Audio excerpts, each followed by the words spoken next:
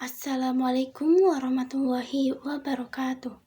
Pada kali ini saya Keisha Holibah, saya akan menjelaskan mengenai bullying. Bullying dijelaskan sebagai perilaku agresif yang dilakukan secara berulang kali, baik oleh individu maupun kelompok, terhadap orang lain yang dianggap lebih lemah. Tujuan dari tindakan ini adalah untuk merendahkan atau menyakiti korban. Dalam bagian ini juga dijelaskan bahwa bullying terjadi beberapa bentuk, yaitu fisik, verbal, sosial, dan cyberbully. Selanjutnya, jenis-jenis bullying. Materi pengelompokan bullying ke dalam 4 jenis utama. Pertama, bullying fisik seperti memukul, mendorong, dan menendang. Selanjutnya, bullying verbal merupakan ejekan, hinaan, dan pemberian julukan yang merendahkan. Selanjutnya, bullying sosial, yaitu tindakan pengucikan korban atau penyebaran rumor. Selanjutnya, cyberbullying, yang dilakukan melalui media sosial atau platform daring. Bagian ini menegaskan bahwa bullying dapat terjadi lebih baik secara langsung maupun melalui media digital. Selanjutnya, dampak bullying.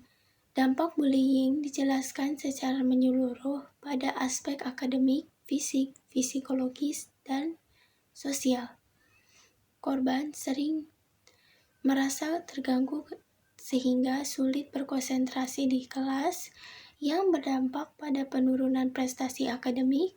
Selain itu, korban dapat mengalami rasa sakit fisik maupun gejala psikomatik seperti rasa sakit kepala dan insomnia.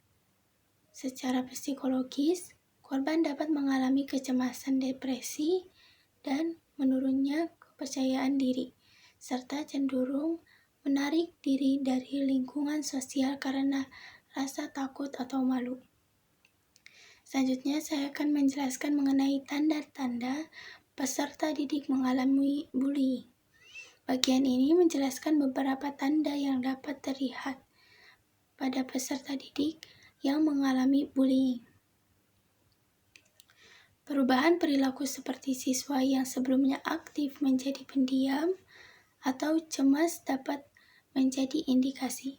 Selain itu, korban sering mengeluh sakit atau menolak pergi ke sekolah, mengalami luka atau lebam yang tidak dapat dijelaskan, serta menunjukkan penurunan prestasi akademik dan kesulitan mengikuti pelajaran.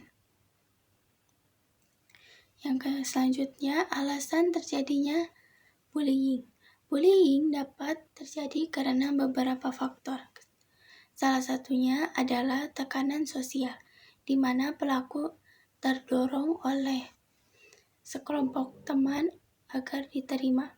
Selain itu, pelaku dapat memiliki kurangnya empati sehingga tidak mampu memahami penderitaan orang lain. Faktor pengaruh lingkungan seperti lingkungan yang mengandung kekerasan juga dapat menyebabkan anak meniru perilaku tersebut. Bullying juga terjadi karena adanya rasa ingin berkuasa, di mana pelaku ingin menunjukkan superioritas atas korban.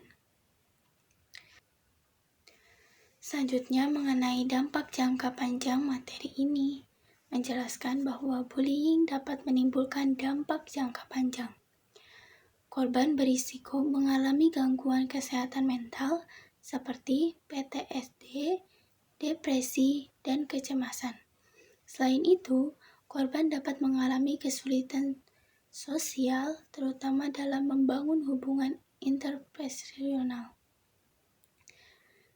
yang sehat, serta kehilangan kepercayaan diri yang membuat korban merasa tidak berharga dan terus dihantui rasa takut dalam lingkungan sosial. Langkah-langkah pencegahan.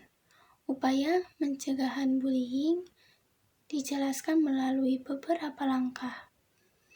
Pendidikan mengenai dampak bullying perlu diberikan kepada mahasiswa, guru, dan orang tua.